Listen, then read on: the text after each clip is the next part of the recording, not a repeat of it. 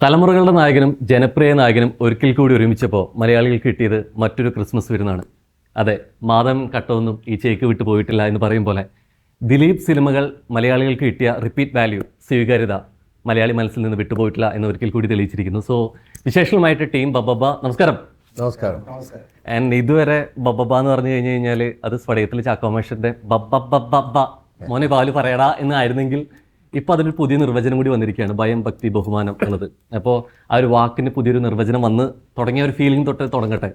അവിടെ ഫീൽ ദിലീപേട്ടൻ എന്താ ഫീൽ ചെയ്യുന്നത് ഇപ്പോൾ? ഇല്ല, നമ്മൾ ധനഞ്ജയും ഫായിനൊക്കെ കഥ വന്ന് പറഞ്ഞു കഴിഞ്ഞപ്പോൾ നമ്മളിതെല്ലാം കേട്ടിട്ട് പറഞ്ഞത് വേറെ ജോണറുള്ളൊരു മൂവിയാണ്. കാരണം ഇവര് എനിക്ക് തോന്നുന്നത് ഒരു ഫാൻ മെയ്ഡ് സംഭവമുണ്ടല്ലോ.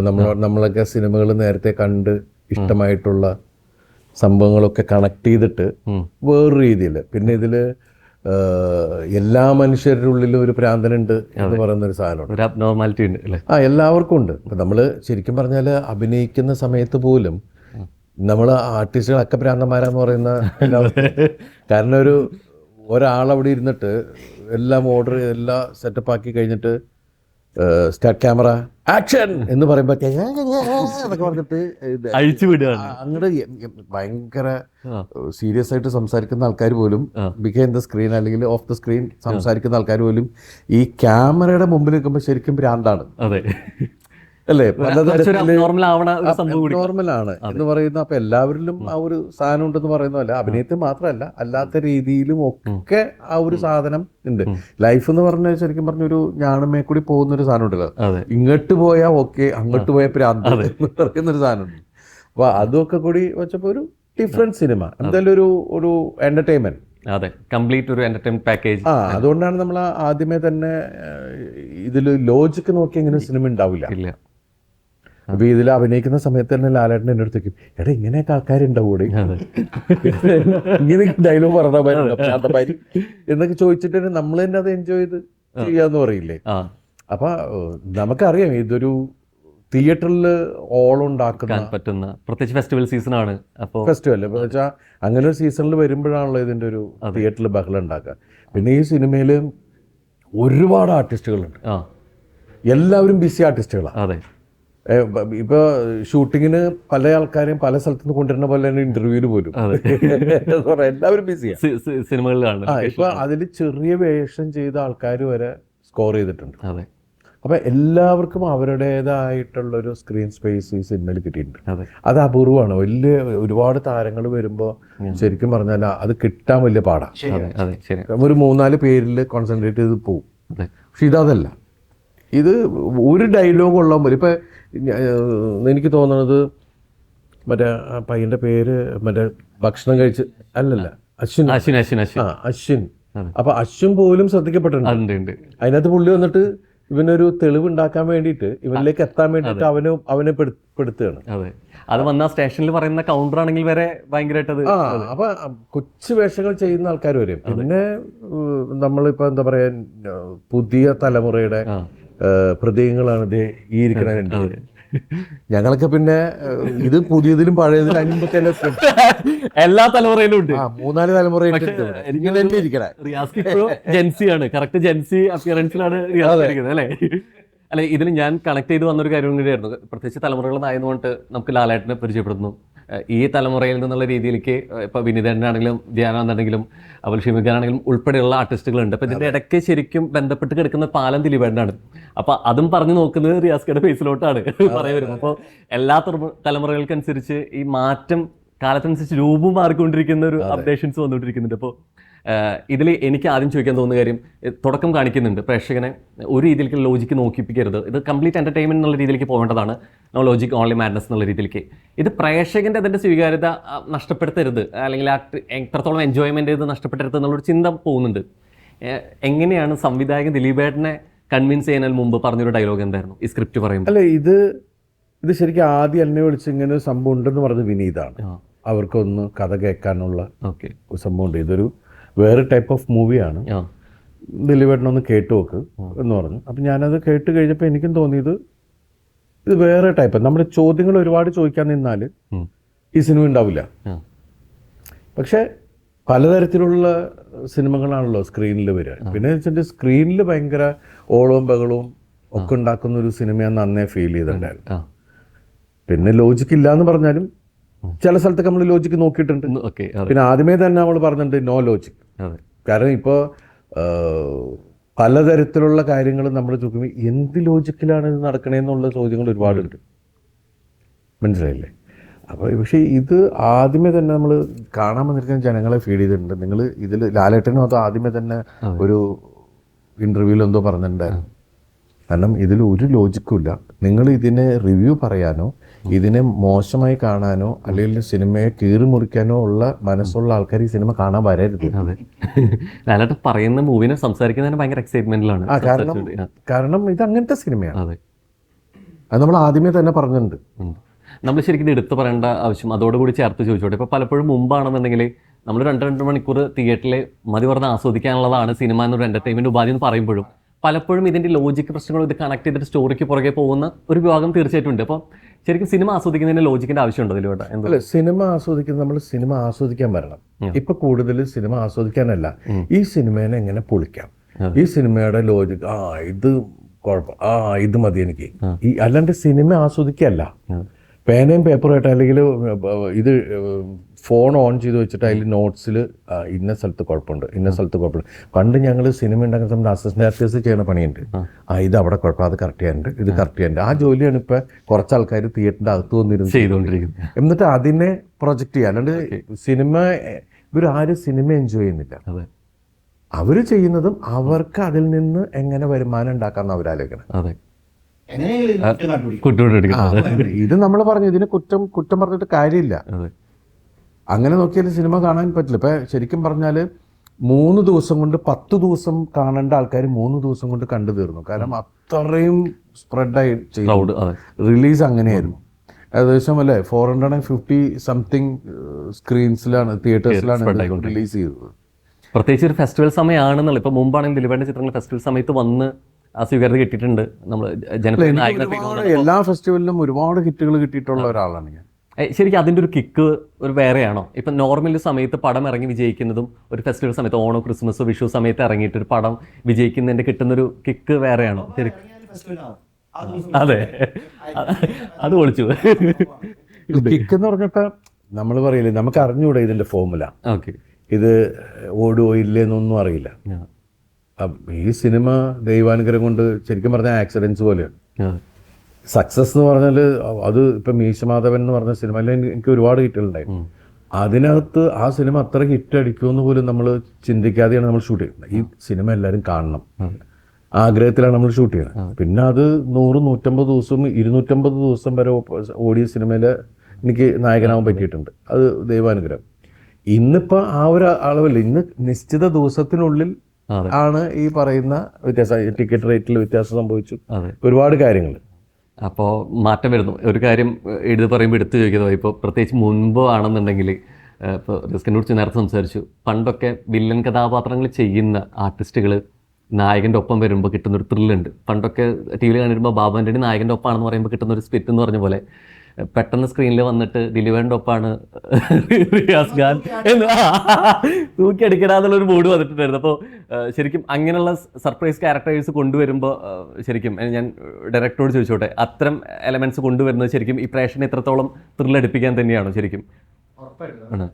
നമ്മൾ കണ്ട് പരിചയിച്ച ആൾക്കാരാണ് ദിലീപേട്ടൻ്റെ വില്ലനായിട്ടും അല്ലെങ്കിൽ കൂടെയുള്ളതായിട്ടൊക്കെ നമ്മൾ കണ്ടിട്ടുണ്ട്. അതെ, കൊണ്ടുവരുമ്പോൾ കിട്ടുന്ന ഒരു കിക്ക് തന്നെയാണ്.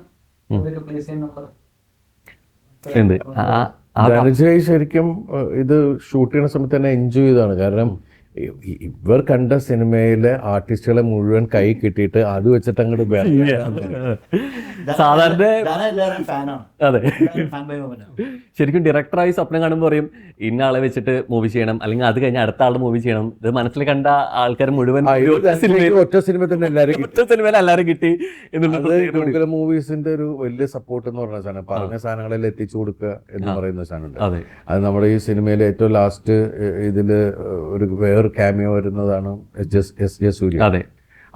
അദ്ദേഹം വന്നിട്ട് ഗംഭീരമായിട്ട്, അപ്പൊ ഓരോ സമയത്തും ഓരോ എപ്പിസോഡ് പോലെയാണ്. ഇപ്പൊ ഞാൻ ആദ്യം വന്നു, ആദ്യം തുടങ്ങുന്നത് ബേസിലാണ്.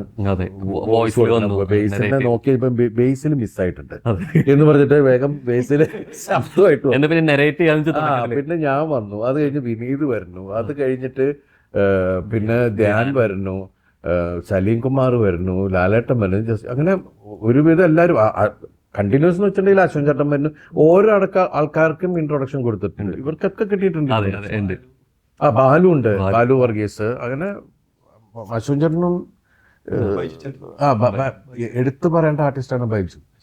ബൈജു സ്വന്തം പുള്ളിക്ക് കിട്ടിയ നല്ല രസമായിട്ട് അത് ചെയ്തിട്ടുണ്ട് കാര്യങ്ങൾ. കാസ്റ്റിംഗ് വരുന്നു എന്നുള്ളത് നമ്മൾ പറയാറുണ്ട്. സിനിമയിലോട്ട് വരുമ്പോൾ നമ്മുടെ മനസ്സിൽ കണ്ട് നമ്മൾ ആകാൻ ആഗ്രഹിച്ച വേഷങ്ങളൊക്കെ സിനിമയിലൂടെ നടക്കുമെന്നുള്ളത്. അപ്പോൾ ചിലപ്പോൾ സിനിമയിൽ ചിലപ്പോൾ അത് പോലീസുകാരനാവാം, അല്ലെങ്കിൽ വക്കീലാവാം, അങ്ങനെ കുറേ അധികം റോളുകൾ ചെയ്യാൻ പറ്റത്തുള്ളൂ. പക്ഷെ ജീവിതത്തിലും സിനിമയിലും കുറേ പോലീസായിട്ടിരിക്കുന്ന വ്യക്തി നമുക്കുണ്ട് എന്നുള്ളത്. റിയൽ പോലീസ് അല്ലേ? അതെ, അത് പോലീസിന് തന്നെ വ്യത്യസ്ത തലങ്ങളിൽ.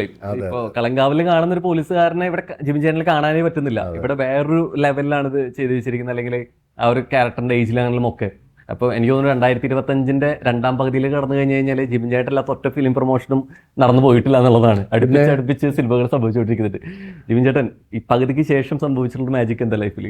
ഞാൻ രോഹനോട് ഇതിനകത്ത് പറഞ്ഞില്ലേ, വേറൊരു സിനിമയുടെ ഭാഗമായിട്ട് സംസാരിച്ചപ്പോൾ ഞാൻ എന്താ പറഞ്ഞത്, ബബ്ബ എന്ന് പറയാൻ എന്തായിരിക്കും എന്നുള്ള ഞാൻ ആദ്യം പറഞ്ഞു. ഇങ്ങനെ അന്ന് അത് തന്നെയാണ് ഇവിടെ ഏറ്റവും കൂടുതൽ ആഘോഷിച്ചിട്ടുള്ളത്. എനിക്ക് തോന്നുന്നു എന്റെ റീലായിരിക്കണം ഏറ്റവും കൂടുതൽ പോയിട്ടുള്ളത് അന്ന്. കാര്യം എനിക്ക് ഇത് ഫാഹിമൻ നൂറിനൊക്കെ അടുത്ത സുഹൃത്തുക്കളാണ്. അങ്ങനെയാണ് ഞാൻ ഈ സിനിമയിലേക്ക് എത്തുന്നത്.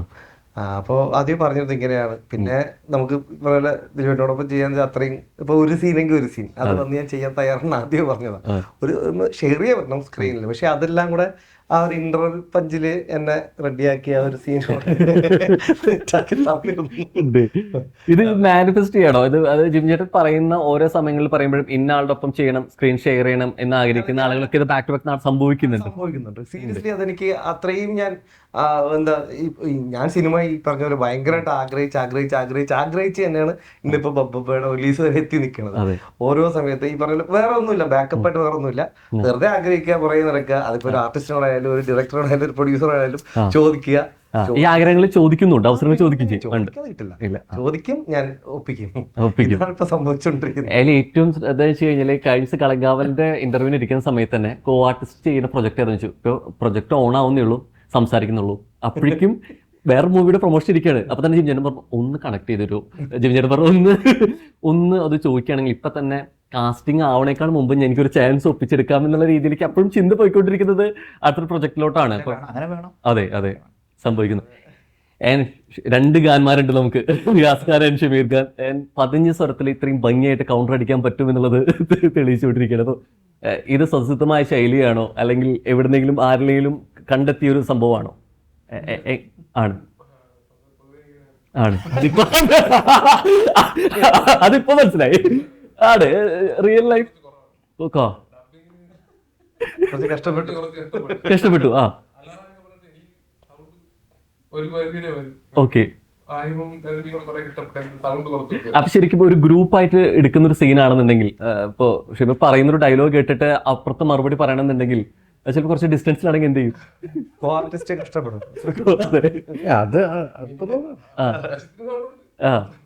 പക്ഷെ കുറച്ച് അങ്ങനെ വരുന്നൊരു സീൻ എപ്പോഴും മുമ്പ് ഇപ്പൊ പ്രേമലൂലാണെന്നുണ്ടെങ്കിലും കുറച്ചൊന്ന് ഒരു പിടുത്തം ഉണ്ട്. നമ്മൾ ഡിജിറ്റൽ പ്ലാറ്റ്ഫോമിൽ കാണുമ്പോഴാണെങ്കിലും ഡയലോഗ് ഡെലിവറി ഇങ്ങനെ ഒരു സംഭവമാണ്. അപ്പൊ ഇത്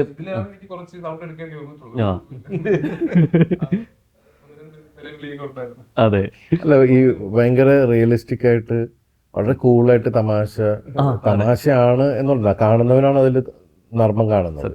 അതൊക്കെ ഇവരൊക്കെ ഭയങ്കര രസമായിട്ട് ചെയ്യുന്ന ആൾക്കാരാണ്. ഞാൻ ഇപ്പൊ ശ്രദ്ധിച്ച് എനിക്ക് ഏതാദ്യത്തെ പടം പ്രേമലു. ഞാൻ പ്രേമലുവിലാണ് പുള്ളിനെ കാണുന്നത്. അവിടെ നിന്ന് അപ്പൊ നമ്മൾ നോട്ട് ചെയ്യുമല്ലോ നമുക്ക് പറ്റിയ ആൾക്കാരാണ് ഇവരുടെ കയ്യിൽ സാർക്കാരം. നമ്മളുടെ കൂടെ ഉണ്ടായിരുന്ന നമ്മുടെ ലെജൻസ് ഒക്കെ ഓരോരുത്തർ വിടവാങ്ങി മാറി. അപ്പൊ നമ്മൾ അടുത്ത് നോട്ട് വരുന്നുണ്ട്. പുതിയതിൽ ആരൊക്കെയാണ് നമുക്ക് അങ്ങനെയുള്ളൊരു ഇതുണ്ടല്ലോ. എന്റർടൈൻമെന്റ് സിനിമയുടെ ഭാഗമാവുക എന്നൊക്കെ ഓവറായിട്ടുള്ളതല്ല. ഏത് ക്യാരക്ടേഴ്സിനും ഭയങ്കര പണ്ട് ഈ നമുക്ക് അങ്ങനെ തോന്നിയിട്ടുള്ള ഉണ്ണിയേട്ടനൊക്കെ പെർഫോം ചെയ്യുമ്പോൾ ഒടുവില്ല യെസ് ഒടുവിൽ പുള്ളി പെർഫോം ചെയ്യുമ്പോൾ നമ്മളിങ്ങനെ നോക്കിക്കും. നമുക്ക് ആ സമയത്ത് ഇങ്ങനെ കുറച്ച് ഇത് കൂടിയിട്ടുണ്ടോ എന്നൊക്കെ ഇടയ്ക്ക് തോന്നിയും അളന്ന് കുറിച്ച് അഭിനയിക്കുന്നതിൽ എടുത്തു വരേണ്ട ആർട്ടിസ്റ്റാണ് ഉണ്ണിയേട്ടൻ.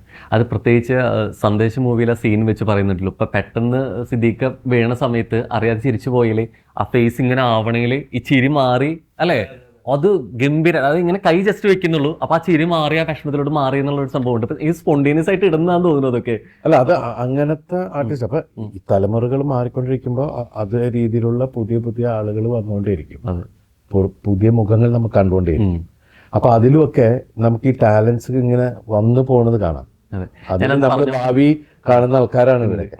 ഇത് സിനിമയിൽ തന്നെ വിനീതേട്ടൻ ചോദിക്കുന്നൊരു ഡയലോഗ് ഉണ്ട്, ഇപ്പോഴത്തെ പിള്ളേരെ അറിയില്ലാന്ന്. ഇതിനായിട്ട് പറഞ്ഞിട്ട് ഇതും കുറെ പിള്ളേര് വന്നും പോയിട്ടൊക്കെ ഉണ്ട്, ഞാൻ ഇവിടെ തന്നെ ഉണ്ട് എന്നുള്ളത്. അത് നിർത്തിക്കൊണ്ട് തന്നെ ചോദിക്കുക, ഇപ്പോഴത്തെ പിള്ളേരെ എങ്ങനെയുണ്ട് പൊതുവിലോട്ടോ? അല്ല, ഞാനതാ പറഞ്ഞത്, ഇപ്പോഴത്തെ പിള്ളേരുടെ രീതികൾ വേറെ ടൈപ്പിലാണ്. ആ ഒരു ജനറേഷൻ വേറെ രീതിയിലുള്ള സിനിമകളും വേറെ രീതിയിലും ചെയ്തു. ഇപ്പോഴത്തെ ആൾക്കാർ ഭയങ്കര റിയലിസ്റ്റിക് ആയിട്ട് അവരവർക്ക് ഇപ്പൊ ഷമീറിന്റെ ബോഡി ലാംഗ്വേജും കാര്യങ്ങളെല്ലാം വെച്ച് ഷമീറിൻ്റെതായിട്ടുള്ള സാധനം ഇപ്പൊ പറഞ്ഞില്ല, വളരെ സട്ടിലായിട്ട് ആണ്. പക്ഷെ നമുക്ക് തിയേറ്ററിൽ ഭയങ്കര ഇമ്പാക്ട് ഉണ്ടാക്കാൻ പറ്റുന്നത്. ഷിബിനാണെങ്കിലും ഇതൊക്കെ. ഷിബിനെ ഞാൻ ആദ്യം ശ്രദ്ധിക്കുന്ന ഒരു ആഡിലൂടെയാണ്. ഇല്ലേ, നിങ്ങളുടെ ചിരിയാണ് ഞാൻ ആദ്യം ശ്രദ്ധിക്കുന്നത്. അതെ, ഫോൺ പേയുടെ ചാലുവൊക്കെ ദുൽഖാറായിട്ടു. അപ്പൊ ആ ഒരു വരുന്ന ഈവൻ കൊച്ചു കുട്ടികൾ മുതൽ ഹൈലി ഇൻഫ്ലമബിൾ എന്ന് പറഞ്ഞ പോലെയാണ്, ഹൈലി ടാലന്റഡ് ആണ്. നമ്മളൊക്കെ, ഞാനൊക്കെ ഇപ്പൊ പല ഇന്റർവ്യൂസിലും പറഞ്ഞിട്ടുണ്ട്, ഞാനൊക്കെ നേരത്തെ വന്നത് ഭാഗ്യമായിരുന്നു. കോമ്പറ്റീറ്റേഴ്സ് കുറച്ച് അല്ലേ. ഇപ്പൊ എന്ന് വെച്ചിട്ടുണ്ടെങ്കിൽ ഓരോ കുട്ടിയിലും അമ്മാതിരി സംഭവമാണ്, എനർജി, അതുപോലെ അവരുടെ ടാലന്റ്, ഏതിലെങ്കിലും അവർ ചെറിയ പ്രായത്തിൽ തന്നെ ടോപ്പാണ്. നമ്മളിങ്ങനെ കൊച്ചു വേഷം ചെയ്താണല്ലോ നമ്മൾ ഇത്രയും സിനിമകൾ ചെയ്യാൻ പറ്റും. മറ്റത് വന്ന ഉടനെ തന്നെ 100 അടിച്ച് നിൽക്കുക, ടോപ്പിൽ നിൽക്കുന്നത്. അതുപോലെ തന്നെ വരുന്ന ആർട്ടിസ്റ്റുകളും ഒക്കെ ഉള്ള അന്നത്തെ കാലൊക്കെ ഒരുപാട് പ്ലാറ്റ്ഫോംസ് ഓപ്പൺ ആണ്. പിന്നെ ഈ പറയുന്ന പോലെ സിനിമയിൽ സജീവമായിട്ട് നിൽക്കുക എന്ന് പറയുന്നത് വലിയ ദൈവാനുഗ്രഹം, ലക്ക്, ടൈം, ഒരുപാട് ഫാക്ടേഴ്സ് ഉണ്ട്. പിന്നെ ശ്രദ്ധിക്കപ്പെടുന്ന ഇപ്പൊ മലയാള സിനിമയിൽ ശ്രദ്ധിക്കപ്പെടുന്ന ആർട്ടിസ്റ്റുകളായിട്ട് ഒരുപാട് ആൾക്കാർ വന്ന് കയറിയിട്ടുണ്ട്. ഇപ്പോൾ ബബ്ബ തന്നെ സംസാരിച്ചുകൊണ്ടിരിക്കുമ്പോൾ ഒരു പക്ഷേ സിനിമ കണ്ടതിന് ശേഷം റിവീൽ ചെയ്യാൻ പറ്റുന്നൊരു കാര്യമായിരുന്നു ലാലേട്ടൻ്റെ ഒരു പക്ഷേ വരുന്നത്. പക്ഷെ അതിന് മുമ്പേ നമ്മൾ പുറത്തു വന്നിരുന്നു. ഇത് ഒരു രീതിയിലേക്ക് പ്രൊമോഷൻ അത് ഗുണം ചെയ്തേക്കാം, സിനിമയ്ക്ക് അത്രത്തോളം ഉണ്ട് ലാലേട്ടൻ്റെ സിനിമ കൂടി എന്നുള്ള രീതിയിലേക്കുള്ള ഒരു സ്വീകാര്യത കിട്ടിയേക്കാം. പക്ഷേ ഇത് കണ്ടു കഴിഞ്ഞ് വരുന്നൊരു സസ്പെൻസ് എലമെൻറ്റ്സ് കൂടി ഉണ്ടായിരുന്നു. അപ്പം ഇത് ബോധപൂർവമായിരുന്നു അതോ കയ്യിൽ നിന്ന് പോയതായിരുന്നു, എന്തായിരുന്നു ശരിക്കും ലാലേട്ടൻ്റെ സാന്നിധ്യം ഉണ്ടെന്നുള്ളത് പുറത്തു വരാൻ കാരണം? അല്ല, നമ്മൾ അറിയാണ്ട് പുറത്തു പോയതാണ്. ഓരോ പ്രാവശ്യം ഇതിന്റെ ഒരു അപ്ഡേറ്റ് പുറത്തു വരുമ്പോൾ നമ്മളിങ്ങനെ എങ്ങനെ പുറത്തു പോകുന്നത്. ഷൂട്ടിങ്ങിന്റെ സമയത്ത് പോലും ഷൂട്ടിങ്ങിന്റെ പുറത്തുനിന്ന് റിവ്യൂ പറഞ്ഞ ആൾക്കാരൊക്കെ ഉണ്ട്. ഷൂട്ടിംഗ് ഇങ്ങനെ നടന്നുകൊണ്ടിരിക്കുകയാണ്, ഇന്ന വണ്ടി വന്നു, ഇന്ന കാരവാൻ ഉണ്ട്, അപ്ഡേറ്റ്സ് പോയിക്കോട്ടെ. അപ്പൊ ഇത് ഭയങ്കരമായിട്ട് നമുക്ക് പേടിയുണ്ടായത്. ഇത് എങ്ങനെയാ ഇത് പോകുന്നത് എന്നുള്ള സാധനം. നമ്മൾ അത്രയും പ്രൈവറ്റ് ആയിട്ടുള്ള സ്ഥലത്തൊക്കെയാണ് ഷൂട്ട് ചെയ്തത്. ആ പുറത്ത് പോയതിനെ പിന്നീട് അത് മാറ്റിയതാണോ ട്രാക്ക്? പിന്നെ ട്രെയിലറിലോട്ട് കൂടെ ഉൾപ്പെടുത്താം, പിന്നെ അതിൻ്റെ കൂടെ പോവാം. വന്ന വഴിക്ക് തെളിച്ച വഴിക്കല്ലേ പോയി വഴിക്ക് തെളിക്കുക എന്നുള്ള രീതിയിലേക്ക് മാറി എന്നുള്ളതാണ്.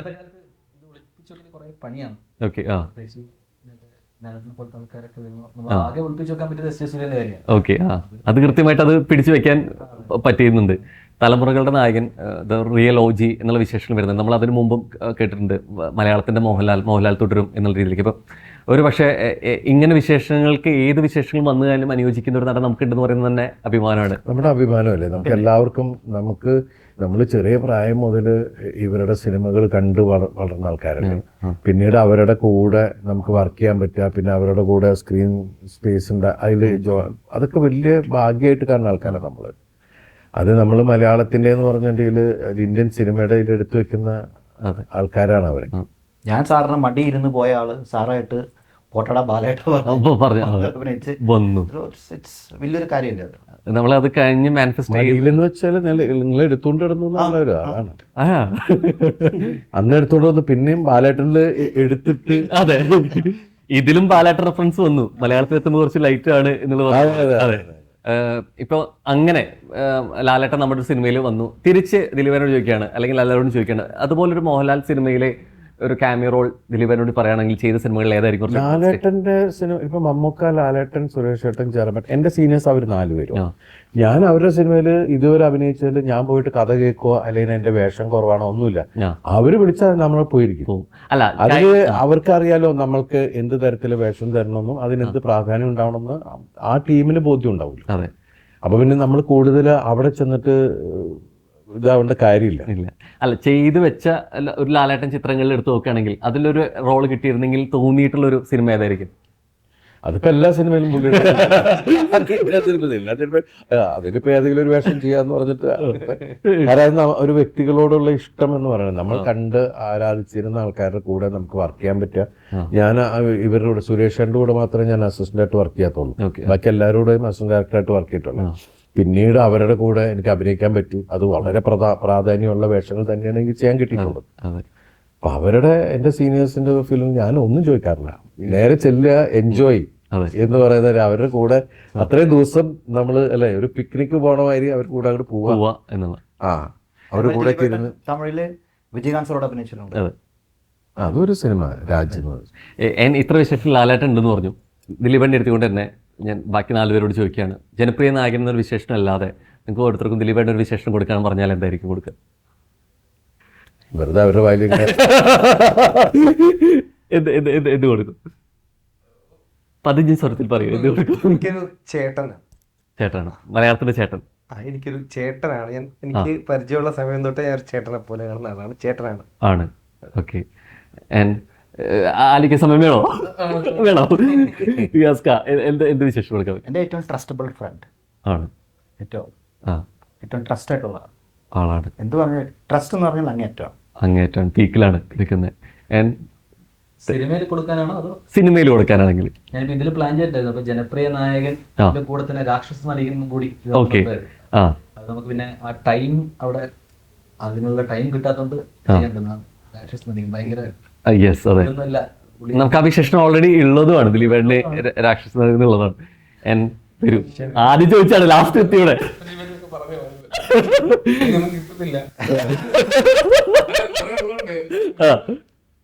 ഒരെണ്ണം വരൂ. ഭയം, ഭക്തി,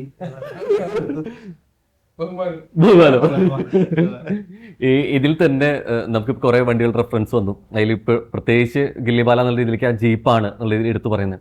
പക്ഷെ എവിടേക്ക് കണ്ടുകൊണ്ടിരിക്കുന്ന കുറേയധികം ഞാൻ ഉൾപ്പെടുന്ന പ്രേക്ഷകർക്ക് കണക്ട് ചെയ്യാൻ പറ്റുന്ന ആദ്യം പോയത് ഒരു പക്ഷേ റൺവേയിലെ ജീപ്പ് തന്നെ തിരിച്ചു വന്നിരുന്നെങ്കിൽ ഒരു ചിന്ത വന്നിരുന്നു. അപ്പം ഏതെങ്കിലും രീതിയിൽ ചിന്ത വന്നിട്ടുണ്ടായിരുന്നു അങ്ങനെ ഗില്ലിയിലല്ലാതെ റൺവേ റെഫറൻസ് കൂടി ഇതിൽ കൊണ്ടുവരണം എന്നുള്ള അങ്ങനെ ഉണ്ടായിരുന്നു? അല്ല, അതല്ലാതെ ഈ ഒരു എൻട്രിയിൽ ഐ മീൻ ഈ ജീപ്പിന്റെ സീനിൽ അങ്ങനെ ഗില്ലി ഉണ്ട്. നമ്മൾ യൂസ് ചെയ്യുന്ന ടൈറ്റിൽ കാർഡിൽ യൂസ് ചെയ്യുന്നത്. അതെ, റൺവേയിലെ ഷോട്ട് നമ്മൾ റെഫറൻസ് പോലെ വെച്ചിട്ടുണ്ട്. ചഞ്ചൽ സംഭവം. അതെ, ഇത് ഈ പറഞ്ഞ ക്യാരക്ടറിലും നമ്മളെ കഥയിലൊക്കെ വരുന്നതുകൊണ്ട് ആണ് നമ്മൾ ഇതിൽ ഗില്ലി സി ഉണ്ട്. ആ വണ്ടികൾ ശരിക്കും OG തന്നെയാണോ അതോ മാത്രമാണ് ഒറിജിനൽ? ബാക്കിയെല്ലാം ആക്കി. അതെ, അത് തിരിക്കാൻ ബുദ്ധിമുട്ട് ബുദ്ധിമുട്ടില്ല. അത്തരത്തിൽ ഏതെങ്കിലും സിനിമയിൽ മുമ്പുണ്ടായിരുന്ന വണ്ടികൾ ദിലീപേട്ടന്റെ കളക്ഷൻ ഉണ്ടോ? അപ്പൊ നമ്മൾ എനിക്കൊന്ന് അൺറേറ്റഡ് വണ്ടി പ്രാന്തരാന്ന് തോന്നുന്നു ദിലീപേട്ടന്റെ. അങ്ങനെയൊന്നുമില്ല. CD മൂസ കാർ എൻ്റെ കയ്യിൽ ഇരിക്കുന്നുണ്ട്. പിന്നെ കുറെ വണ്ടികൾ നമ്മൾ പ്രൊഡക്ഷന് വേണ്ടി വാങ്ങിച്ചിട്ടുണ്ട്. CD മൂസയിൽ കാറ് ബ്ലാസ്റ്റ് ചെയ്യാൻ വേണ്ടിയിട്ടൊക്കെ കോൺഗ്രസ് കാറൊക്കെ വാങ്ങിച്ചിട്ടുണ്ട്. പിന്നെ ഒമ്നി വണ്ടി അതൊക്കെ പിന്നെ ആവശ്യങ്ങൾ കഴിയുമ്പോൾ തന്നെ അതായത് മെയിൻറ്റെയിൻ ചെയ്യാന്ന് പറയുന്നത് പിന്നെ കിടന്ന് തുരുമിച്ചു പോകാന്ന് പറയില്ലേ. അതെ. പിന്നെ സ്കൂട്ടറുകൾ ഏതോ പവി കറ്റേക്കറിലെ സ്കൂട്ടറൊക്കെ ഉണ്ട്. അങ്ങനെയൊക്കെ ഉള്ള സാധനങ്ങളൊക്കെ ഇങ്ങനെ ഏതെങ്കിലും സിനിമ കഴിഞ്ഞിട്ട് ആ സിനിമയിലെ എപ്പോഴെങ്കിലും കണക്ട് ചെയ്തിരിക്കുന്ന ഒരു മെമ്മറി ഉണ്ടാവണം, അങ്ങനെ ഒരു കളക്ഷൻ അങ്ങനെ എന്തെങ്കിലും സംഭവം ഉണ്ടോ? ഇപ്പോൾ വണ്ടികളല്ലാതെ എന്തെങ്കിലും ആ സിനിമയെ ബന്ധപ്പെട്ട് അങ്ങനെ ശീലമുണ്ട്? ഇപ്പോൾ പലപ്പോഴും പല രീതിയിലേക്ക് ആർട്ടിസ്റ്റുകൾ പറയാറുണ്ട് ഒരു പക്ഷേ ആ സിനിമയുടെ CD ഒക്കെ പണ്ട് കളിക്കും. അപ്പൊ പിന്നെ അതിന്റെ ആവശ്യമില്ല. ഇല്ല, എല്ലാം എവിടെയും കിട്ടും. ആദ്യമേ കളക്ട് ചെയ്ത് വെക്കുമായിരുന്നോ ചെയ്ത സിനിമ? അങ്ങനെ ഉണ്ടായിരുന്നു. ചെയ്ത് കഴിഞ്ഞതിന്റെ ഒക്കെ അത് റിലീസ് ആകുമ്പോൾ അതിന്റെ ഒരു പ്രിന്റ് എടുത്ത് വെക്കാന്ന് പറയില്ലേ. ഒരുപക്ഷെ സ്പൂഫ് എന്ന് പറയുമ്പോഴും ഒരുപക്ഷെ ഇതിന്റെ മറ്റൊരു തലത്തിൽ നോക്കി കഴിഞ്ഞു കഴിഞ്ഞാൽ ദേമാവലി കുമ്പത്ത് പോലെ ഇതിന്റെ ആക്ഷേപഹാസ്യം പോലെ അല്ലെങ്കിൽ നർമ്മം ചേർത്തതിന് മുമ്പ് ചെയ്തു വെച്ചിട്ടുണ്ട്. ഇപ്പം നമ്മൾ കണ്ട സിനിമകളിലൊക്കെ ഇഷ്ടപ്പെട്ട ഡയലോഗുകളൊക്കെ കൂട്ടി യോജിപ്പിക്കുകയും ചെയ്യാണ്. അപ്പോൾ ഒരു തരത്തിൽ സ്പൂഫിനെ അങ്ങനെ വിശേഷിപ്പിക്കാൻ പറ്റില്ല മുമ്പ് ചെയ്തിട്ടുള്ള സ്പൂഫ് സിനിമകൾ.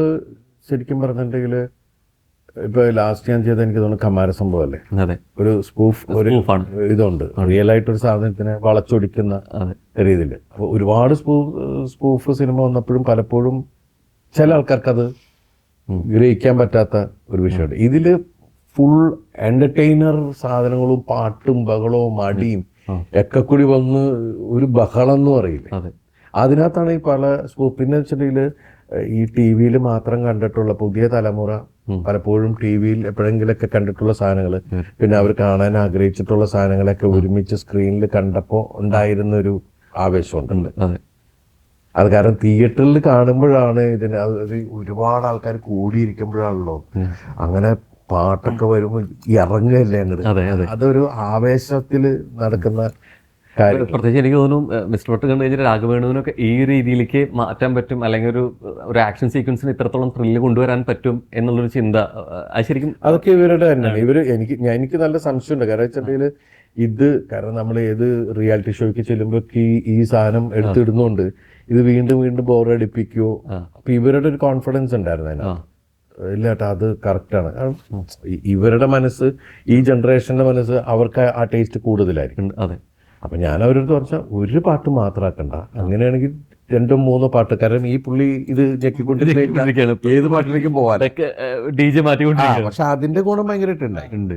സോനയാണെങ്കിലും ലാലേട്ടന്റെ പടത്തിലെ അല്ലെ താങ്കൾക്ക് അത് എല്ലാം വന്നു കഴിഞ്ഞപ്പോ അതിന് ഭയങ്കര ഓളം. എനിക്കൊന്നും അങ്ങനത്തെ ഒരു കോസ്റ്റ്യൂമിൽ ഏറ്റവും ആപ്റ്റ് ആയിട്ടുള്ള എനിക്കൊന്നും മറ്റൊരാൾ റീപ്ലേസ് ചെയ്യാൻ പറ്റില്ല അല്ലെ, അങ്ങനത്തെ ഒരു അപ്പിയറൻസിൽ വന്നൊരു അത് റിയാസ് ഭായിന്ന് ഇങ്ങനത്തെ ഉള്ള സാധനങ്ങൾ പ്രതീക്ഷിക്കല്ലോ. ലുക്കും എൻ്റർ ചെയ്യുന്ന സമയത്ത് കിട്ടുന്ന ഒരു ഭയങ്കര ഗംഭീരമായിരുന്നു. എന്തിനും ഈവൻ ലാസ്റ്റ് പോലും ക്ലൈമാക്സിൽ പോലും സംഭവത്തിലൂടെ ആ ഗേൾസ് വരുന്ന കോസ്റ്റ്യൂമിൽ വന്നപ്പോൾ ഞാൻ എക്സ്പെക്ട് ചെയ്തു ഇവിടെയും റിയാസ് ഭായി വരുന്നുണ്ടാവും എന്നുള്ളൊരു സംഭവം, ആ കോസ്റ്റ്യൂം അപ്പിയറൻസ് എന്നുള്ള രീതിയിലേക്ക്. അപ്പോൾ ആണ് ഓക്കെ. അപ്പൊ എനിക്കൊന്ന് പാർട്ട് 2 എക്സ്പെക്ട് ചെയ്യാമോ? കാരണം ദിലീപേട്ടന്റെ വിജയുടെ ചിത്രങ്ങൾ നോക്കിക്കഴിഞ്ഞാൽ ഹൊറർ മൂവീസും ഇല്ല, പാർട്ട് 2 ചെയ്ത സിനിമകളും ഇല്ല. അപ്പൊ ദിലീപേട്ട ബബബി ആയിരിക്കോ ആ പാർട്ട് 2 ചെയ്തിട്ടില്ല എന്നുള്ള എൻ്റെ ഇത് മാറ്റാൻ പോകുന്നത് ആണോ? അതൊന്നും നമുക്കറിഞ്ഞില്ല. ഒരു എക്സ്പ്രഷൻ ഉണ്ടോ? സാധ്യത ഉള്ളതാണത്. ഉണ്ട്. അതെ, കൊണ്ടുവന്ന് എത്തിക്കുന്നതും അങ്ങനെയാണ്. ആണ് ശരിക്കും അങ്ങനെ ചിന്തിച്ചിട്ടുണ്ടോ? ഇപ്പൊ അവരാണ് ദിലീപേട്ടൊരു ആഗ്രഹം പറയാൻ എന്തെങ്കിലും ചെയ്തിട്ടുണ്ടോ? ഇല്ല, നമ്മളിപ്പോ സിനിമ ഇറങ്ങി അതിന്റെ ഒരു ആവേശത്തില് നിൽക്കുകയാണല്ലോ. അതിനെ കുറിച്ച് അങ്ങനെ സംസാരിച്ചിട്ടില്ല. ഇല്ല. ഈ പലപ്പോഴും ദിലീപേട്ടൻ ചെയ്ത സിനിമകളുടെ റൈറ്റ്സ് കിട്ടിയിട്ടും റീമേക്കിന് മറ്റു ലാംഗ്വേജുകൾക്കപ്പുറം, ഭാഷകൾക്കപ്പുറം, അതിർവരമ്പുകൾക്കപ്പുറം ഇത് എടുക്കാൻ ധൈര്യമില്ലാത്ത കുറേ ആർട്ടിസ്റ്റുകളെ പറ്റി നമ്മൾ കേട്ടിട്ടുണ്ട്. ആക്ച്വലി ചെയ്ത വേഷങ്ങളിൽ ഏതെങ്കിലും ദിലീപേട്ടനെ സ്വയം ഇത് ആദ്യം കേട്ടിട്ട് ഇതെനിക്ക് ചെയ്യാൻ പറ്റുമോ ഒന്ന് സ്റ്റക്കായി പോയ ഏതെങ്കിലും ക്യാരക്ടർ ഉണ്ടോ? ഈവൻ ഭയങ്കര ടഫായിട്ട് കുഞ്ഞിക്കോനും ചാന്തോട്ടും. ആദ്യത്തെ 2 ദിവസം ഇത് വേണ്ടായിരുന്നു എന്ന് തോന്നിയ ഒരുപാട് സിനിമ ഉണ്ടായിരുന്നു. അപ്പൊ മായമോഹന് ചെയ്യുന്ന സമയത്ത് രണ്ടാമത്തെ ദിവസം ഇപ്പൊ ദൈവമേ ഇതൊരു അബദ്ധമായി പോയോ, ഇത് എടുക്കണ്ടായിരുന്നു, വേണ്ടായിരുന്നു, ഒരു ആവേശത്തില് ചാടി ഇറങ്ങുകയും ചെയ്തു. കാരണം വെച്ചാൽ എനിക്ക് മായമോഹൻ ഡ്രസ്സൊക്കെ ചെയ്ത് വന്നാലും എനിക്ക് പെർഫോം ചെയ്യുമ്പോൾ അതിൽ എവിടെയോ ചാന്തുകൂട്ടുണ്ട്, എവിടെയോ അങ്ങനെ കുറെ പ്രശ്നം ഉണ്ടായി. അങ്ങനെ 3-ാമത്തെ ദിവസം രാവിലെ ഒരു ഷോട്ട് എടുക്കുമ്പോഴാണ് എനിക്ക് കറക്റ്റ് മായമോഹനെ കിട്ടുന്നത്. അതിന് ശേഷമാണ് ഈ ആദ്യത്തെ 2 ദിവസത്തെ റീഷൂട്ട് ചെയ്തു. ചെയ്ത് വെച്ചതിനെ വീണ്ടും റീഷൂട്ട് ചെയ്തു. കാരണം എനിക്ക് ഈ മാനറിസവും മറ്റുള്ള രീതിയൊക്കെ 3-ാമത്തെ ദിവസമാണ് എനിക്കത് കറക്റ്റ് കിട്ടിയത്. ഡബിങ്ങിന് പോലും ഞാൻ ആ വോയിസ് എങ്ങനെ ഡബ് ചെയ്യും, 1 മാസം ഞാൻ സ്റ്റുഡിയോയുടെ പുറത്തു വന്നിങ്ങനെ ഇരിക്കും, കുറെ നേരം കാണും, പുറത്തു വന്നിരിക്കും, എനിക്ക് കറക്റ്റായിട്ട് ഒരു. പിന്നെ ബിജു മേനനായിട്ടൊരു സീനില്ലേ, മറ്റേ ഫസ്റ്റ് നൈറ്റ് സീൻ പോലെ, അതിലെ ഒരു ഡയലോഗിൽ നിന്നാണ് കറക്റ്റ് വേർഡ് കിട്ടി. പിന്നെ ഞാൻ ഇരുന്നാണ് ആ വോയിസ്. അല്ലാതെ അതിൽ ഒരിക്കലും ഒരു മെഷീൻ ഒരു ടെക്നോളജി സഹായം ഒന്നും എടുത്തിട്ടില്ല. റിയൽ വോയിസിനെ തന്നെയാണ് നമ്മൾ ആ രീതിക്ക് ചെയ്തിരിക്കുന്നത്. ശരിക്കും പലപ്പോഴും പറയും വേഷങ്ങളിലേക്കുള്ള പരകായ പ്രവേശനത്തിൽ പിന്നെ നമുക്ക് അത് ഇറങ്ങിപ്പോരാൻ ബുദ്ധിമുട്ടാണെന്നുള്ളത്. നമുക്ക് കയറാൻ ഇത്രയും ബുദ്ധിമുട്ടുണ്ടെങ്കിൽ ചിലപ്പോൾ ഇത്രയും ദിവസങ്ങൾ അതിലോട്ട് തന്നെ തുടരുമ്പോൾ ബുദ്ധിമുട്ടല്ല, അത് സിനിമ കഴിഞ്ഞാലും അതിൽ നിന്ന് മാറാൻ. സ്പീഡ് ചെയ്തത് ചാന്തുകൂട്ടിന് അങ്ങനെ ഉണ്ടായിരുന്നു. എന്നിട്ട് ഞങ്ങൾ സ്പീഡ് ചെയ്ത് ഞാൻ ജിമ്മിലൊക്കെ പോയി മൊത്തം ചാന്തുകൂട്ടിൽ നിന്ന് വരുന്ന സമയത്ത് സ്പീഡിലോട്ട് പോകുന്നത്. നേരെ പോയത് അതില്ല. പക്ഷെ പക്ഷെ ആ സിനിമ ഇറങ്ങാൻ വൈകിപ്പോയി. ശരിക്കും അതിന്റെ തൊട്ട് പുറകെ വരേണ്ട സിനിമ സ്പീഡ് തന്നെയായിരുന്നു. അപ്പൊ അത് ശരിക്കും മറ്റത് 1.5 മാസം ശരിക്കും പറഞ്ഞാൽ ഞാൻ ഇരിക്കുമ്പോ ഇങ്ങനെ ഇരിക്കുക നോക്കുമ്പോ ഞാൻ തന്നെ ഇരുന്ന് കരഞ്ഞിട്ടുണ്ട്, ദൈവം എന്റെ ലൈഫ് പോയി. ഞാൻ മോശമായിട്ടല്ല, എനിക്ക് ഇനി എന്ത് ചെയ്യുമ്പോഴും ഇതിന്റെ ഒരു ഇത് ഫ്ലേവർ ഇങ്ങനെ കിടക്കുമോ എന്ന് നല്ല പേടിയുണ്ടായിരുന്നു. ഓക്കെ. അത് കഴിഞ്ഞ് പിന്നെ ഞങ്ങൾ സ്പീഡിൽ പിന്നെ നമ്മുടെ കൂടെ അഭിനയിക്കുന്ന ആളുകളുടെ ഒരു സപ്പോർട്ടുണ്ട്. ഓക്കെ. അത് ഏത് സിനിമ ചെയ്യുമ്പോഴും ഇതുവരെയും എനിക്ക് ആ ഒരു സപ്പോർട്ട്, എൻ്റെ കോ ആർട്ടിസ്റ്റുകൾ, ടെക്നീഷ്യൻസ് എല്ലാവരും നമ്മളെ ഭയങ്കരമായിട്ട് കെയർ ചെയ്യുകയും ഒക്കെ ചെയ്തിട്ടുണ്ട്. ഇപ്പൊ ചില സിനിമയിൽ ഡാൻസിന് ഒരു തവണ 2 വിനീത് ഉണ്ടായിരുന്നു. അത് ഷോയ്ക്ക് പോകാനൊക്കെ. ഒരെണ്ണത്തില് വിനീതായിരുന്നു, അവിടെ ഡാർലിംഗ് ഡാർലിംഗ് എന്ന് പറഞ്ഞ സിനിമയിൽ വിനീത് ഡാൻസറാണല്ലോ. വിനീതിന്റെ ഉത്തരവാദിത്തം എന്നെ ഡാൻസ് ദിലീപ് അത് ഇങ്ങനെ ചെയ്യണം എന്നൊക്കെ പറഞ്ഞിട്ട് അതെല്ലാം പറഞ്ഞെന്ന് ഞാനൊക്കെ ഇവരെന്തോ ഒരു ക്ഷമയോട് കൂടിയാണ് എനിക്ക് വേണ്ടിയിട്ട് ചെയ്യാന്ന് പറയുന്നത്. അതുപോലെ ഞങ്ങള് ഷോ പോയപ്പോ 2 വിനീതം ഉണ്ടായിരുന്നു. ഓക്കെ. 2 ഡാൻസേഴ്സ്. അവന്മാരപ്പുറം ഇപ്പുറം നിന്ന് എന്നെ ഡ്രസ്സ് ഇടിപ്പിക്കുക, എനിക്ക് സ്റ്റെപ്പ് പറഞ്ഞു തരിക. കാര്യം ഇതൊന്നായിട്ട് ഒരു ബന്ധമില്ലാത്ത ഒരാളാണ് ഞാൻ. ഡാൻസ് ആയിട്ട് ഒരു പക്ഷെ ഡാൻസ് കളിക്കുന്ന സിനിമകളിലൊക്കെ വന്ന അവസരങ്ങളിൽ ഭയങ്കരമായിട്ട് അത് രസമായിട്ട് ചെയ്തിട്ടുണ്ട്. എന്തോ അത്ഭുതം. ഇപ്പൊ ഈ സിനിമയിൽ തന്നെ ലാലേട്ടന് നമ്മളും കൂടി ഒരു അത് എന്തോ മാജിക് സംഭവിക്കാന്ന് പറഞ്ഞാൽ പിന്നെ ഒരു ആവേശത്തിൽ പോവുക. കാരണം ലാലേട്ടൻ ആ സ്പിരിറ്റ് എടുക്കുമ്പോൾ നമ്മളും അതിന്റെ കൂടെ തന്നെ നിൽക്കാന്ന്. എങ്ങനെയാണ് ഒരുമിച്ച് ഇതിൽ ഇപ്പൊ പറഞ്ഞ കോ ആർട്ടിസ്റ്റുകളെ ഹെൽപ്പ് ചെയ്തിട്ട് പറഞ്ഞ പോലെ ലാലേട്ടൻ സാധാരണ രീതിയിൽ പറഞ്ഞ ടിപ്സ് അല്ല അത് ഡാൻസിൽ എന്തെങ്കിലും കാരണം ഇവര് വന്ന ഓരോ സമയത്ത് ദൈവമേ അപ്പൊ എന്റെ അടുത്ത് എടാ ഭയങ്കര പെർഫെക്റ്റ് ആയിട്ട് കളിക്കുന്നുണ്ട്, ഇവര് ഇതിൽ കൂടുതൽ തരും. നന്നായി പറഞ്ഞിരുന്ന് ചിരിക്കും. അപ്പൊ ഈ നല്ല രസമായിട്ട് സാൻഡി മാസ്റ്റർ നമ്മളെ കൊണ്ട് എവിടെയെങ്കിലും ഇവനൊരു കഴിവുണ്ടെന്ന് പറഞ്ഞാൽ അങ്ങേരെ അത് മുഴുവൻ വലിച്ച് പുറത്തേക്ക് എടുക്കാൻ.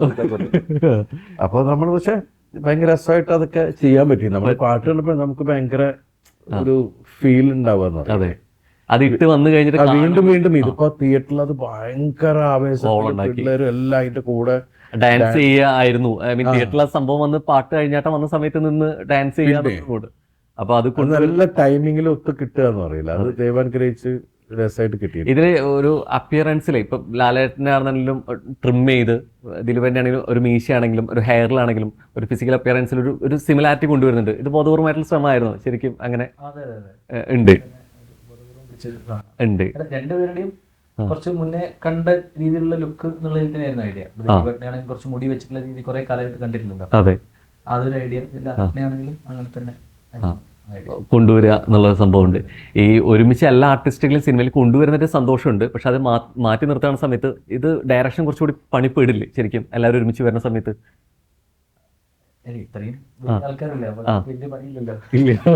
അല്ല, വേറെ കാര്യം വെച്ചാല് നമ്മള് ഈ പ്രത്യേകിച്ച് സീനിയർ ആക്ടേഴ്സ് എന്നൊക്കെ പറയുന്ന വെച്ചിട്ടുണ്ടെങ്കിൽ ഒരു അതിന്റെ ഒരു പ്രൊഫഷണലിസം ഉണ്ടല്ലോ.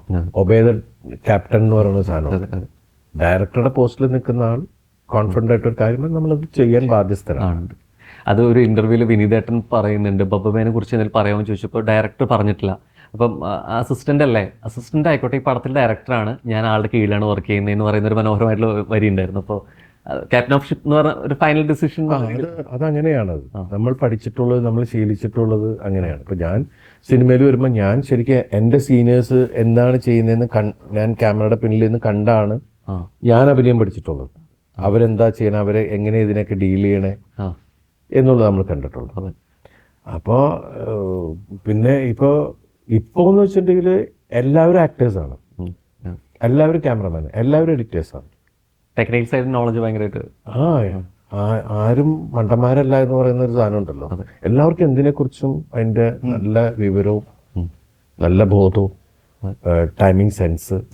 ഇപ്പൊ റീൽസ് ഒക്കെ ഉണ്ടാക്കുന്ന ഓരോ ആൾക്കാർ വന്നിട്ട് ചെയ്യുന്ന കാണുമ്പോൾ നമ്മളിങ്ങനെ നോക്കിയോ, അവൻ ഭയങ്കര സ്പീഡിൽ അല്ലേ, ഭയങ്കര സ്പീഡിലാണ് ക്യാമറമാൻ ലൈറ്റപ്പ് ഒക്കെ ചെയ്ത് ഇത്ര ആളാണ് പിടിച്ചാ ഇവിടെ എത്ര ഇതൊക്കെ പറഞ്ഞു പോകുമ്പോൾ നമ്മളിങ്ങനെ സജഷനൊക്കെ വെച്ച് എല്ലാം ഭയങ്കര പ്ലാറ്റ്ഫോംസ് ഇങ്ങനെ ഓപ്പൺ ആയി.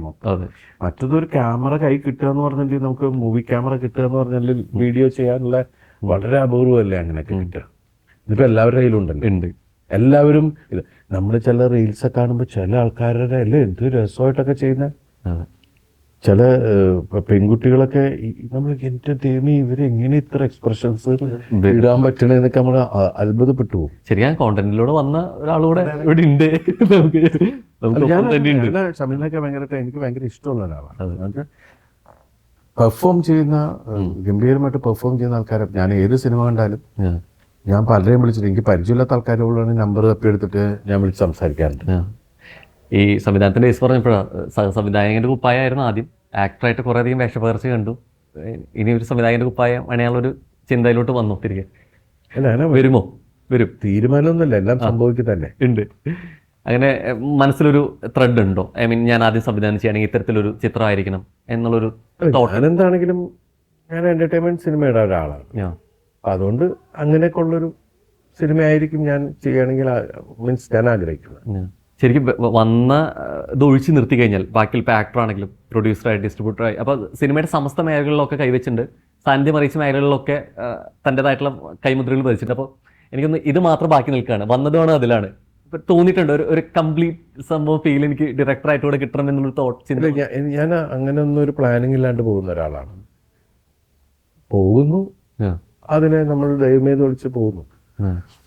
സംഭവിക്കുന്നത് എന്താണ് സംഭവിക്കുന്നത് എന്നുള്ളത് നമ്മൾ ഫേസ് പോവാന്നല്ലാതെ നമുക്കൊന്നും അറിഞ്ഞൂടാ. ഉണ്ട്. ഇപ്പൊ പ്രത്യേകിച്ച് ഡയറക്ടേഴ്സ് ആക്ടേഴ്സ് ആയിട്ട് കൂടി തിളങ്ങി നിൽക്കുകയാണ് അല്ലേ? അല്ല, ഡയറക്ടേഴ്സ് കൂടുതൽ ആൾക്കാരും നല്ല ആക്ടേഴ്സ് ആണ്. അതുകൊണ്ടാണല്ലോ അവർക്കത് പറഞ്ഞു കൊടുക്കാനും ഒക്കെ പറ്റുന്നത്. പിന്നെ ഇപ്പോഴാണ് മറ്റേത് ഡയറക്ടേഴ്സ് ഇപ്പോഴും നാണം കുണുങ്ങി ഇതായിരിക്കും.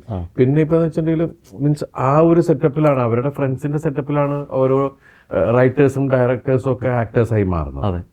അപ്പൊ അത്രയും സപ്പോർട്ട് കിട്ടില്ല. ഞാൻ അസിസ്റ്റന്റ് ഡയറക്ടറായിട്ടിരിക്കുന്ന സമയത്ത് അത് കഴിഞ്ഞ് ഞാൻ ആക്ടറായി വരുമ്പോൾ എനിക്ക് നല്ല പേടിയുണ്ടായിരുന്നു, ഈ ആർട്ടിസ്റ്റുകളൊക്കെ എന്നെ സപ്പോർട്ട് ചെയ്യൂ എന്നുള്ളത്. പക്ഷെ അതിലേക്ക് ചെന്ന് കഴിഞ്ഞപ്പോൾ അവരെല്ലാവരും എന്നെ ഭയങ്കരമായിട്ട് സപ്പോർട്ട് ചെയ്തു. പക്ഷെ മറ്റേത് ക്യാമറയ്ക്ക് പുറകിലൊക്കെ നിൽക്കുകയാണെങ്കിൽ ഇപ്പൊ അത് മാറി.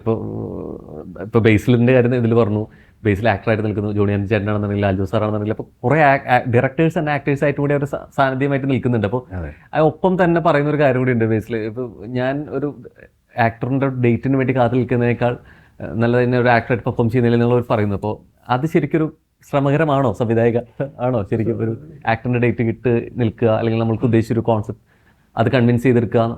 ആക്ടറിന്റെ ഡേറ്റ് കിട്ടുന്നത് ഒരു ശ്രമകരമായിട്ടുള്ള പണിയാണ്. ആ സ്റ്റേജാണ് ഏറ്റവും ടഫായിട്ടുള്ള ഏരിയ. അതും ഒരു പ്രൊഡ്യൂസറും കിട്ടുക എന്നുള്ളത് തന്നെയാണ് ഏറ്റവും ടഫായിട്ടുള്ള ഏരിയ. അത് കിട്ടിക്കഴിഞ്ഞാൽ ബാക്കി നമുക്ക് പരിപാടികൾ നടക്കും. അതൊരു സ്റ്റേജാണ്. അതിൽ സൗഹൃദങ്ങൾ എത്രത്തോളം ഗുണം ചെയ്യും? നല്ലോണം ഗുണം ചെയ്യും. എനിക്ക് ഈ സിനിമയിലാണെങ്കിലും ദിലീപേട്ടനാണെങ്കിലും ഒക്കെ സപ്പോർട്ട് ചെയ്തെങ്കിൽ ഞാൻ ദിലീപേട്ടനിലേക്ക് എത്തിയത്. ദിലീപേട്ടനാണ് ഞാൻ ഗോകുലത്തിലേക്ക് എത്തുന്നത്. അങ്ങനെ തന്നെയാണ് ഓരോ പടി സംഭവിക്കുന്നത്. ഇതിലൂടെ റീ എൻട്രികളുടെ കാലമായതുകൊണ്ട് തന്നെ ചോദിക്കാതെ വയ്യ, ദിലീപേട്ടൻ്റെ ഒരു പേഴ്സണലി ഒരു റീ റിലീസ് അല്ലെങ്കിൽ സിനിമ ചെയ്യുകയാണെന്നുണ്ടെങ്കിൽ ഏതാണ് കുറച്ചുകൂടെ താല്പര്യം? കുറേ റിലീസുകൾ കണ്ടു ഇവർ ഒരുപാട് സിനിമകൾ അവർ റെഡിയാക്കി വെക്കുന്നുണ്ട്. അതിന് മീശമാധവൻ, വെട്ടം, പിന്നെ കല്യാണരാമൻ, ഏതൊക്കെയോ സിനിമകൾ പ്ലാൻ ചെയ്ത് വെച്ചിട്ടുണ്ടെന്നോ. ഓക്കെ. ദിലീപേട്ടനെ കുറച്ചുകൂടി ഒരു പേഴ്സണൽ സംഭവത്തിലേക്ക് ഏതാ കുറച്ചുകൂടെ?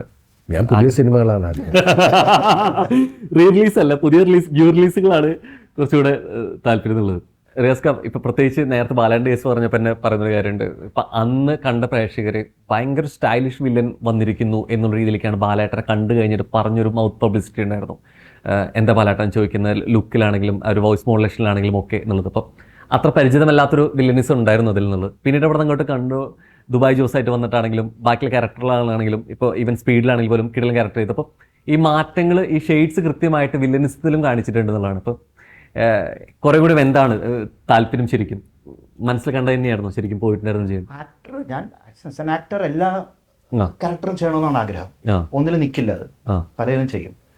പിന്നെ ഒരു ഫോർമുലയിൽ നമ്മൾ ഒഴുക്കിൽ പെട്ടുപോകുന്നതാണ് വില്ലൻ തന്നെ. ഇപ്പൊ എനിക്ക് തന്നെ വീട്ടില് പോലീസ് യൂണിഫോം ഉണ്ട്. ഞാൻ 125 130 പോലീസ് മാത്രം ചെയ്തിട്ടുണ്ട്. അപ്പൊ അങ്ങനെ ആ 130 പോലീസ് വലിയ ഫ്ലോപ്പല്ല. അതെ അതെ, ഹീറ്റാണ്. പിന്നെ പൈസക്ക് എത്ര ഡ്രസ് ഇട്ട് പതുക്കെ ഇറങ്ങും. കാരണം അവിടെ തമിഴ്നാട്ടിലൊക്കെ ഇന്ത്യൻ പോലീസാണെന്ന് എല്ലാവരും വിചാരം.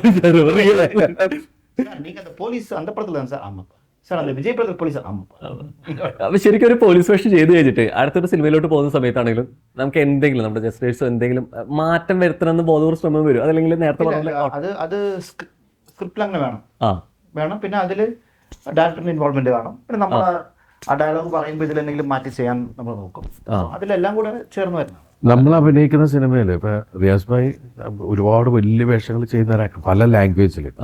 നമ്മുടെ സിനിമ പറയും ചേട്ടാ ഞാനുണ്ട് കേട്ടോ അതിനകത്ത് ഒരു പാട്ടിലാണെങ്കിൽ ഞാൻ ഡൗട്ട് അങ്ങനെ വന്നിട്ടാണ് ശൃംഗാരവല്ലൊക്കെ അതെ അപ്പൊ ആ ഒരു സ്പിരിറ്റ് ഉണ്ടല്ലോ അതെ വന്ന് ചെയ്യാ വന്ന് ചെയ്യാൻ വേണ്ടിട്ട് എത്ര സിനിമകളിൽ അങ്ങനെ വന്ന് ചെയ്തിട്ടുണ്ട്.